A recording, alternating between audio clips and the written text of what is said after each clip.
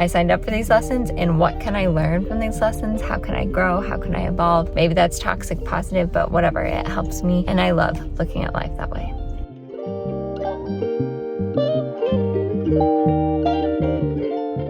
It has been so long since I picked up my phone and made any kind of video for YouTube. So I'm just gonna jump right in because I feel like sometimes you can just like keep putting something off.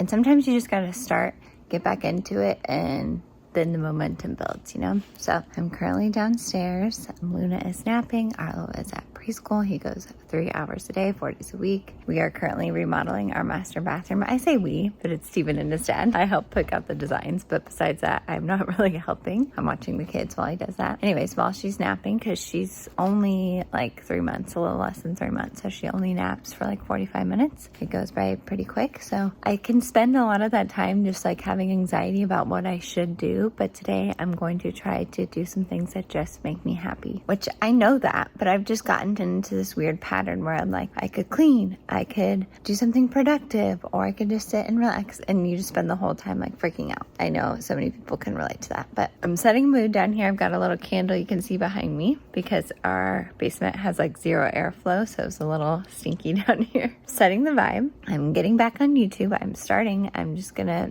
do this thing because I want to get back into making videos because it brings me so much joy. And yeah, postpartum has just been a wild ride, especially with 2. There's so much I could say about that. I feel like that's such a commonly debated thing, like what's the easiest or hardest transition, 0 to 1, 1 to 2. So many factors go into that, but I definitely have had challenges going from 1 to 2. It's so much fun seeing them together. Arlo loves his little sister. She is so sweet, so snuggly. And it's been hard, like just trying to balance it all, not being too overstimulated, because being overstimulated happens so fast with 2 kids. But I'm just trying to take care of myself, and really what I've been focusing on recently, especially heading into winter, because it is almost the winter solstice, which I want to do a bunch of stuff for that. We will see. Maybe I'll fit it into this video or it'll be a separate video. I'm not sure yet. But going into winter, I really want to focus on those things that bring me so much joy. It's like OG Alignment Adventures, my podcast, if you didn't know. What I talked about literally on the first episode is like your alignment list, but really like focusing on those things and holding on to those things. I think it is so important, not only postpartum as a mom, but in winter. We all struggle when it's like so dark outside and it's cold and we're not getting like those natural serotonin, dopamine hits, I don't know which one, from like the sun and being outside as much. So it's just so important this time of year, especially in the season of my life, to find those things that are bringing me joy and hold on to them so tight. 2 things I want to talk about real quick while I'm just like thinking about it. So I think I'm gonna either watch something on YouTube as this alignment time or read my book. I have gotten into reading again. Like I've always been a reader.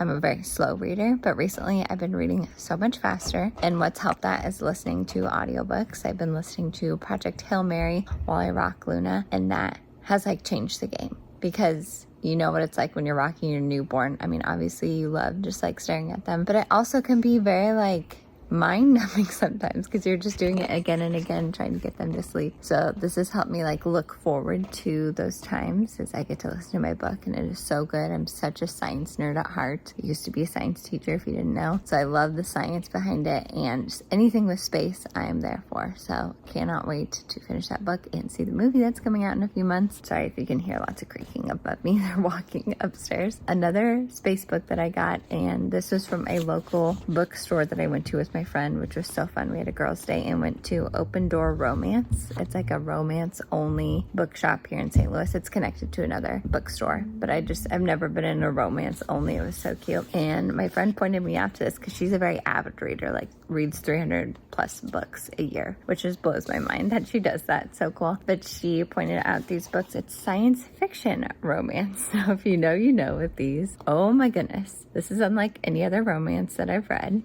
Just like starts off with a bang, literally, and I loved it.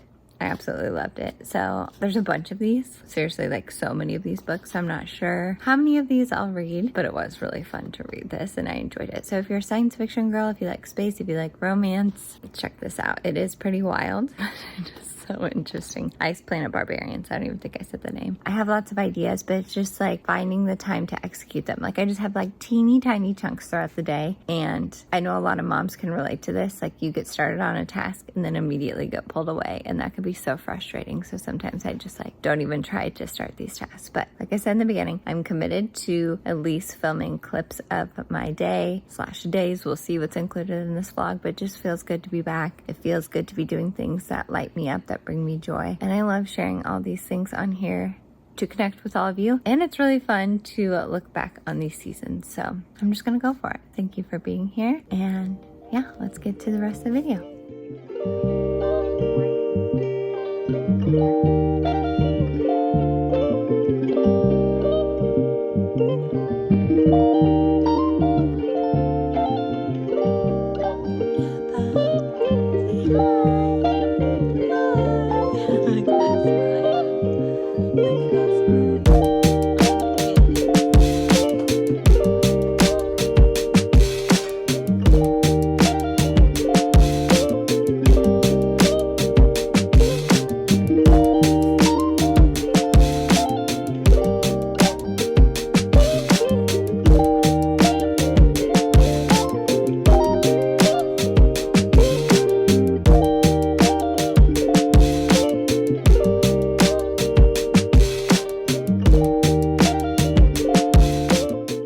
Of course, I picked up the camera yesterday and recorded a few things and just completely forgot the rest of the day. We also had some drama yesterday that involved the car locking on its own. Luna was in the car. I couldn't remember Steven's number. We're all okay. Just a friendly reminder to have your significant other's phone number memorized. I'm sure a lot of you do, and you're like, Lindsay, you don't have that memorized. What's wrong with you? I blame the technology that we have and just myself. But we don't memorize phone numbers anymore because it's all saved in our phone.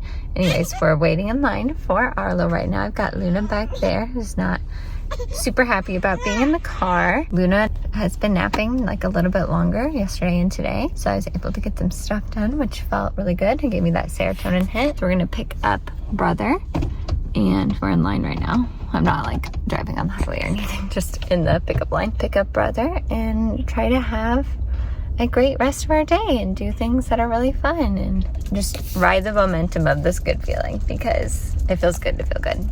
I made a few TikToks about these, which one of my things that have been making me feel good is like to just try to accomplish one TikTok a day. Like that just feels so much more doable than making these videos, even though I'm getting back into making long form videos because I love doing it. But on the TikTok, I talked about just like doing one thing. Like when you're feeling unmotivated, just start with one thing. And that's helped me so much during nap time, not having nap time anxiety. Just do one thing and then I feel the momentum to get other things done. And then before I know it, she wakes up and I'm like, oh, that was a very productive nap time. And it's not all about being productive. Sometimes you just need to rest or do nothing or whatever you need in the moment. But that's just one thing that's helped me. And looking at these challenges, because it has been a challenging season, just postpartum and adjusting to being a mom of two, as lessons. Like these are the lessons I signed up for. I signed up for these lessons, and what can I learn from these lessons? How can I grow? How can I evolve? Maybe that's toxic positive, but whatever, it helps me. And I love looking at life that way.